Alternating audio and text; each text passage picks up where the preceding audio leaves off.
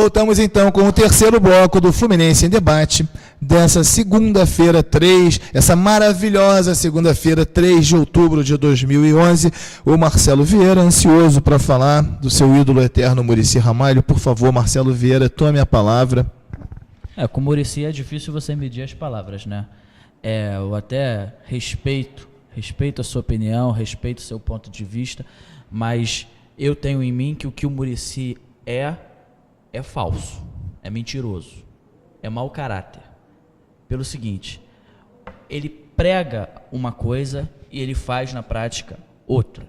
Muricy dizia: eu não rompo contrato. Se o dirigente pode me demitir, eu posso ir embora, mas eu não rompo contrato. O Muricy rompeu o contrato com o Fluminense. Ele foi embora, abandonou o Fluminense na Copa Libertadores da América. Vamos voltar para essa velha lenga-lenga. Eu não discuto mais esse assunto. Se você quer falar de Muricy, a gente tem que falar do Muricy. Você pode falar. Você faz a sua análise sobre o Muricy. Não, você pode fazer a sua análise. Eu só não vou mais uma vez colocar porque essa questão do contrato. O cara não rompe o contrato, mas o clube também rompeu o contrato. Mas o clube não cumpriu o que prometeu a ele. O Muricy falava isso. Eu acho isso aí uma coisa que tem que ser melhor analisada. Quando você fala, o Muricy rompeu o contrato, falou que não romperia, ótimo. Mas quando existem duas partes, todo contrato tem duas partes, né? Então, se um lado não cumpre aquilo que prometeu, ele também tinha o direito de largar. Acho que esse é o...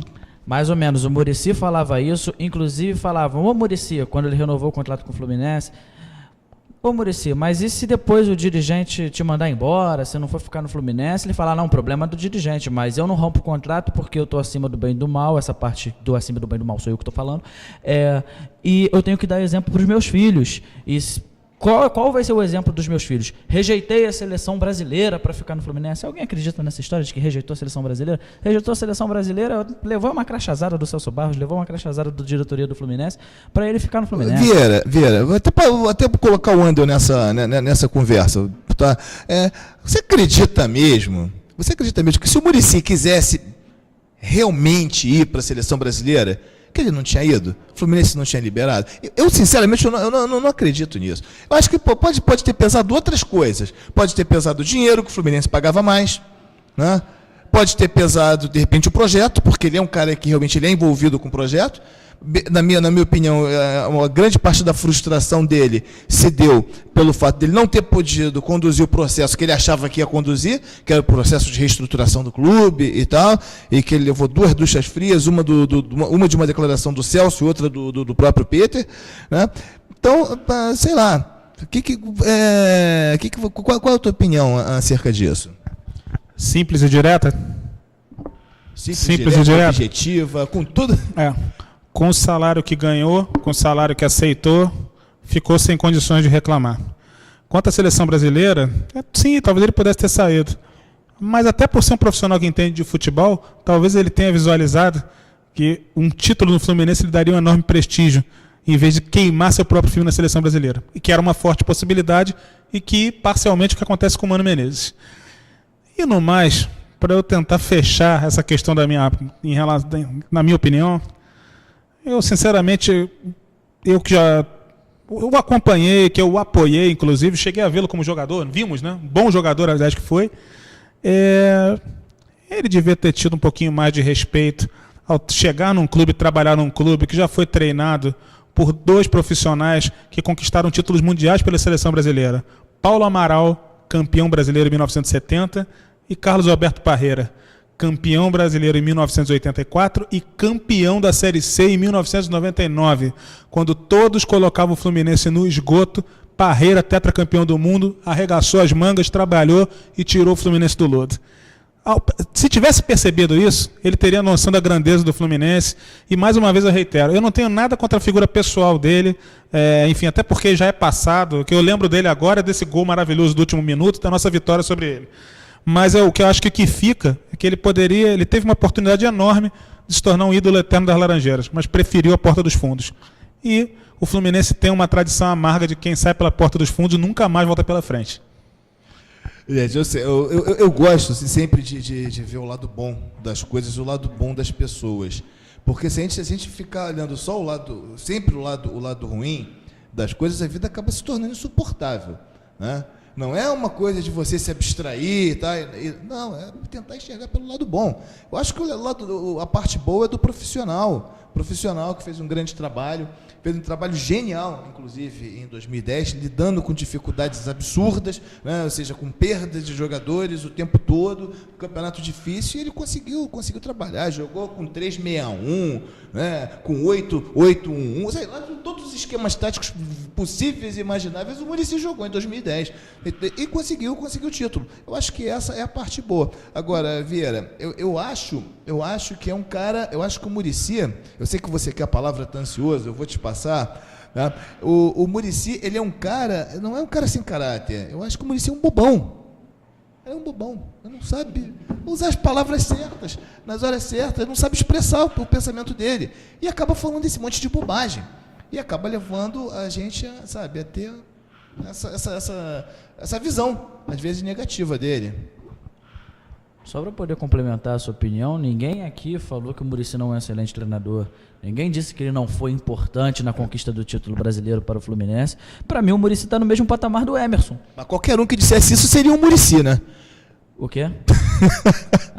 No sentido do que eu estava falando antes, qualquer um que negasse o mérito dele seria um... Né? Muito bom. Um bobão. Boa análise. Se para você isso é um bobão, tudo bem. Então fica, é um bobão. O Muricy ser um bobalhão. Paramos por aí no Muricy. Alguém quer falar mais alguma coisa do Muricy? Paulo Roberto Andel, vai ter imitação do Muricy? Não. A imitação talvez seja de um conhecido apresentador da televisão brasileira que se esmera pelos merchans de seu programa. Vamos ver se isso sai hoje.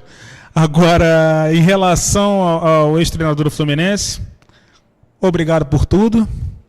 Descanse em paz. Não vamos esquecer da despedida da minha coluna de domingo, né? Muricy, como é que foi, Muricy? Um grande abraço. Um grande abraço. Larga o barco que tá em tempo ainda, né? É mais ou menos por aí. Só um recado antes de ir. Ano que vem é centenário do Santos. Larga o barco enquanto pula desse barco enquanto é tempo. O Flamengo, o Corinthians, o Coritiba, que eu digo, vai entrar numa fura. Gente, vamos lá. Fla-Flu decisivo. Mais um Fla-Flu decisivo. Né? Quer dizer, mais um jogo decisivo. Eu acho que é o Fla-Flu mais importante dos últimos tempos, né? O Fla-Flu mais decisivo de todos, principalmente se tratando de Campeonato Brasileiro. Sem dúvidas, um grande jogo. Nada como um Fla-Flu. Ainda existe uma dúvida, né, da onde ocorrerá o jogo, por causa do show do Justin Bieber no Engenhão. Nada contra Justin o quê? Bieber. Hein? Justin Bieber. Mas nada contra o rapaz lá com seu cabelo. Você vai no show do Justin Bieber, Marcelo? Eu vou pro Fla-Flu. Mas o show do Justin Bieber é quando? Show do Justin Bieber, não sei te precisar exatamente, mas o problema é em relação à montagem do palco. Eu não sou fã do garoto, então é complicado. Mas não sei a data do show do menino lá. O Paulo tá aqui às gargalhadas com as... Mas, enfim, você lembra do que eu te perguntei? Não? Show do Justin Bieber à parte, tudo é Fla-Flu. Então é o jogo mais esperado, mais aguardado de todos os tempos e com a importância que ele vai ter nesse final de semana, mais do que nunca. O Fluminense tem que ter atenção com o time do Flamengo, mesmo com os desfalques, principalmente com as laterais. Leonardo Moura volta nessa partida. No jogo contra o São Paulo, deram espaço demais ao Juan, e o Juan fez o que quis pelo lado esquerdo. Não, o Júnior César, exatamente. Júnior César. Eu falei Juan, eu mesmo, desculpa pela falha minha, eu mesmo me confundi. Eles são extremamente parecidos. Jogam na mesma posição. Idênticos. Não, é porque o Juan hoje ele tá no São Paulo, né? E o Flamengo trocou o Juan pelo Júnior César. Eu pensei, poxa, mas o Juan já foi há muito tempo. Aliás, excelente troca pro Flamengo, né? Aí o Júnior César fez um excelente jogo pelo lado esquerdo do campo. Inclusive, o gol do Thiago Neves de cabeça saiu por ali. O David teve inúmeras oportunidades, mas como é peculiar ao David, ele perdeu todas. O Rogério Ceni também tem mérito demais nisso, porque fez uma grande partida. Então o Fluminense tem que ter atenção com as laterais do campo.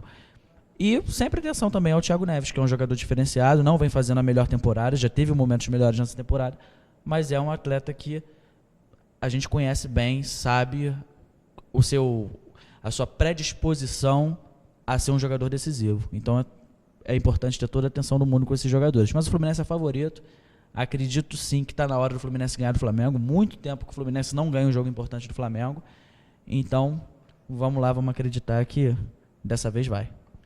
Concordo contigo, Vieira. Eu acho que se der a lógica da Fluminense. Né? Acho que se der a lógica no domingo da Fluminense, Flamengo sem o Ronaldinho. Aliás, o Paulo, quem é que faz mais falta? O Ronaldinho Gaúcho ou o Fred? Antes dessa impactante dúvida, né, desse dilema entre esses dois jogadores, eu queria tirar uma dúvida. O Justin Bieber, aquele cantor que canta mais ou menos assim, baby, baby, baby, oh! É isso mesmo? É isso mesmo, tá bom. Então é o seguinte, os dois jogadores, Fred e Ronaldinho, fazem muita falta para os seus times. Mas no momento atual, o Ronaldinho Gaúcho, né, o Ronaldinho do samba, ele faz mais falta para o Flamengo. Ele é muito mais importante e centralizador das jogadas no Flamengo do que o Fred é no Fluminense. Embora, ressalte-se, no próprio sábado, se o Fred não teve uma atuação de grande nível como finalizador, ele foi espetacular como pivô, né? Como armador para o último lance, foi responsável direto no gol do Marquinhos, tinha criado outras jogadas também. Vai fazer falta, mas nós temos como suprir, como o Vieira havia dito, com o Rafael Moura, que tem uma performance média muito boa quando entrou em campo com a camisa do Fluminense. O Flamengo deve sentir mais a ausência do Ronaldo Fenômeno. Agora, será um jogo, enfim, um Fla-Flu disputado numa mesa de botão é um jogo decisivo. O Fla-Flu disputado na mesa de totó é decisivo. Então imagina um jogo pelo Campeonato Brasileiro, onde os dois times buscam brigar pelo título. Vai ser um jogo muito difícil. Agora, tendo em vista os desfalques, o Fluminense, nesse momento, tem um ligeiro favoritismo. Um leve favoritismo que vai precisar ser confirmado no campo, espero eu, com o esquema tradicional, com feijão de arroz do Abel, sem o Souza, mas até com o Márcio Rosário. Aliás, queria mandar um abraço para o Márcio Rosário, por causa daquele golaço fantástico de sábado.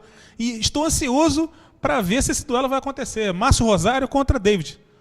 Deve ser um duelo estrepitante, estrepitoso.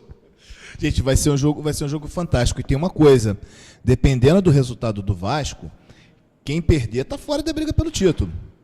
Né? Porque se um ganha... Né? Se um ganha e outro perde, eu ia falar isso. Se um ganha e outro perde, mas o pior seria se um ganhasse e o outro empatasse no mesmo jogo. Enfim, o Fluminense ganha, o Flamengo perde o jogo, o Flamengo fica a 6 pontos do Vasco. Se o Vasco ganhar, vai a 9 e acabou. 9 pontos com 10 rodadas para tirar, aí não dá mais. Então, pode ter uma vítima aí, um sacrificado nesse jogo de domingo. Posso só fazer um lembretinho? Difícil fica. Mas em 1995 a gente tirou 8 pontos do líder e foi campeão do centenário. Então, agora, claro, brincadeiras à parte que você falou é muito justo. Quem perder no domingo fica numa situação muito difícil e só conquista o título com uma mega arrancada sem erros. Apesar de que o Fluminense indo em 2009, aquela arrancada, eu lembro, foi Fluminense e Corinthians. Fluminense e Corinthians, se eu não me engano, faltavam 11 rodadas e o Botafogo abriu 9 pontos de vantagem para a gente, porque o Fluminense empatou com o Corinthians na quarta, o Botafogo meteu 3-0 no Atlético Mineiro com 15 minutos de jogo, para não dar nem esperança. Né? Então chovia horrorosamente no Rio de Janeiro, né? Enfim, foi aquela coisa assim desalentadora.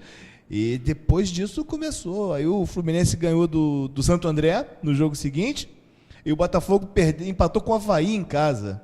Né? Ou seja, essas coisas que realmente podem acontecer, mas o ideal é a gente tentar não contar com isso. Né? Ou seja, vamos ganhar, tentar tirar logo, principalmente tentar passar logo o São Paulo, que é um time contra o qual nós não iremos jogar, tentar passar pelo Corinthians, muito importante também, que é outro time contra quem nós não jogaremos mais, e tentar reduzir essa diferença para Vasco e Botafogo, no mínimo, ali para o patamar dos 3 pontos, porque depois a gente joga com eles, nós temos mais vitórias e a gente pode, né, tentar alguma coisa. Mas parece que o nosso tempo está encerrado para esse segundo bloco, tem tanto assunto, eu acho que nós vamos fazer mais uns 3 blocos hoje, tá, produção? Não tem problema não, né? Gente, vocês não sabem, o pessoal ali na nossa produção parece filme da Branca de Neve. É sem brincadeira. Você entrar ali, você se sente no filme da Branca de Neve. Mas a gente volta daqui a pouco com o quarto e, infelizmente, o último bloco do Fluminense em Debate.